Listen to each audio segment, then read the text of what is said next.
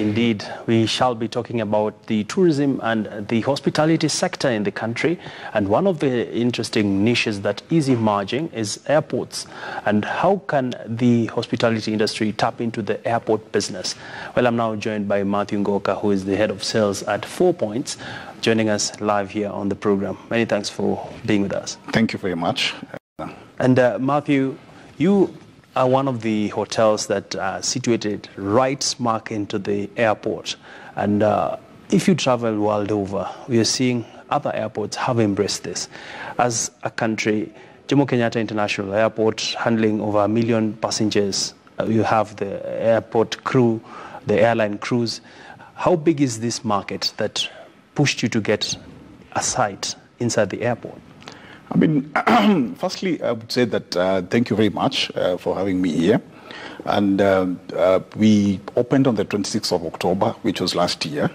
And I would say that for many years, I mean, considering our position, we had no airport hotel. Yeah. So it's this very basic reason that the investors felt that it's important that we have an airport hotel. And not only an airport hotel, but an airport hotel with style and comfort. And that's why we are there. And looking at the crew, looking at the transit business, and the airport being the gateway, Nairobi being the gateway of Africa, then it only made sense to have an airport hotel. All right. Yes. And how big is the business?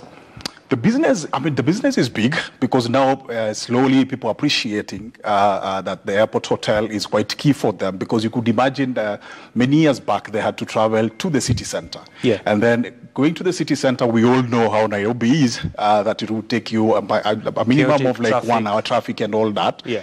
Yeah, so now they're appreciating 5 minutes from the terminal to the hotel. They rest, enjoy their sleep, and then back again to the terminal. All right.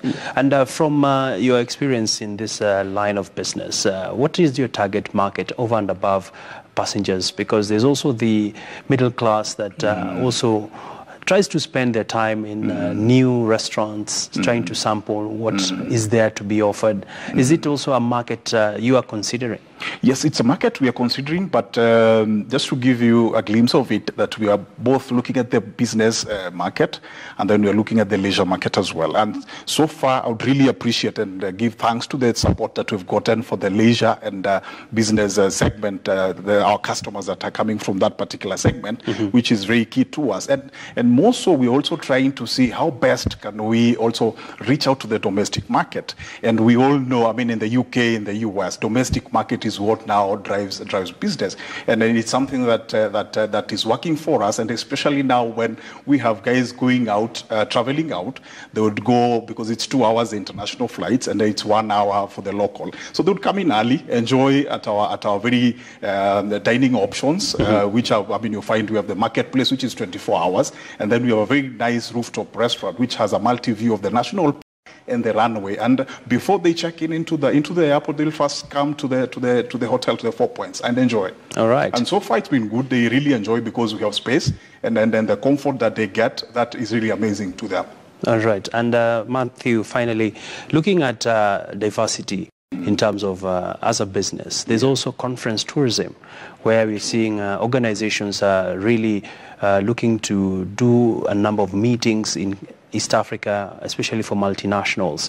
We're also seeing corporates very keen on having seminars and that kind of business. Yeah. From your experience being in the market for almost a year now, how would you judge the potential of this sector?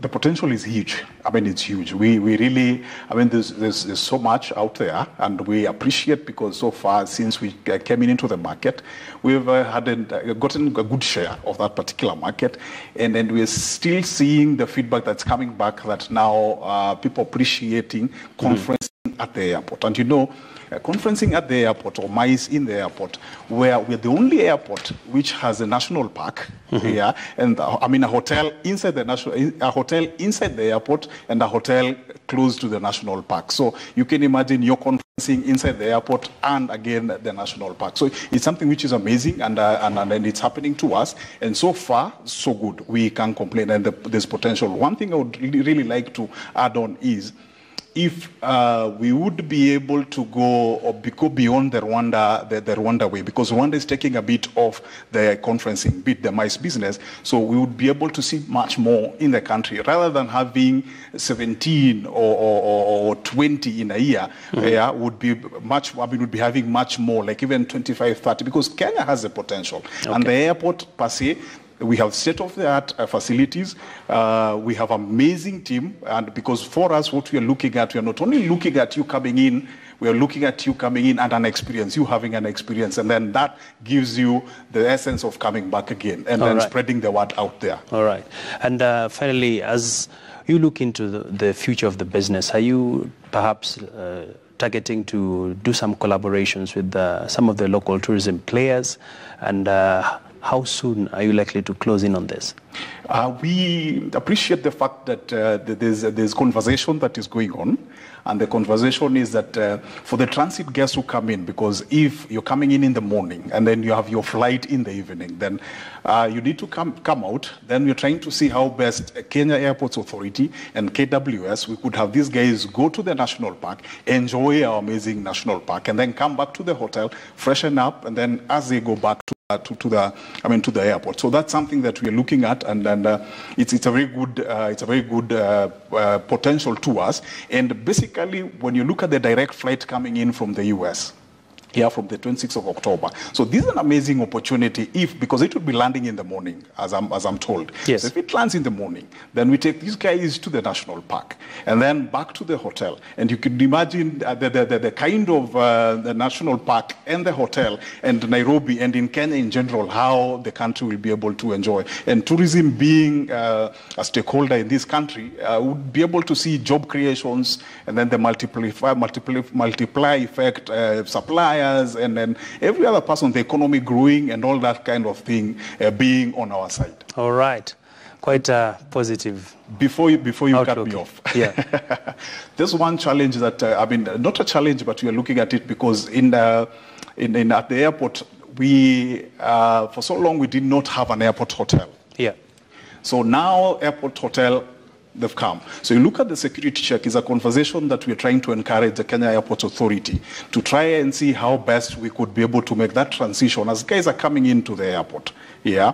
So if we could have a very seamless entry into the airport rather than guys going through the screening. So sometimes when it is raining or sometimes when it is hot, it becomes a bit inconveniencing to people. So it's something that we're really trying to encourage. And then conversation is going out there. All right. And we really appreciate Kenya Airports Authority, KCA, and the KTB and KHC and the Ministry of Tourism. Okay. Under the stewardship of Balala, Honorable Balala. All right. Thank you so much, Matthew. And indeed, quite interesting insights, especially on the hospitality industry and the potential it has.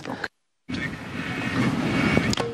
Well, of course, that was recorded earlier in relation to the World Tourism Day, and we do hope that you shall be enjoying it wherever you are here in the country or outside the country. My name is Abe Agina. Do keep it locked on KT News as we continue to give you more details into the top story of the Migori governor, Okoth Obado, who has been denied bail by Justice Jesse Lasset at the Milimani Law Courts. We continue to train our cameras on that developing story. From me and the entire team, it is bye-bye for now. Let's meet tomorrow on Trading Bell, where we shall be having the CEO for C&R Group talking about a lot of issues when it comes to investor relations in the capital markets. You don't want to miss that conversation.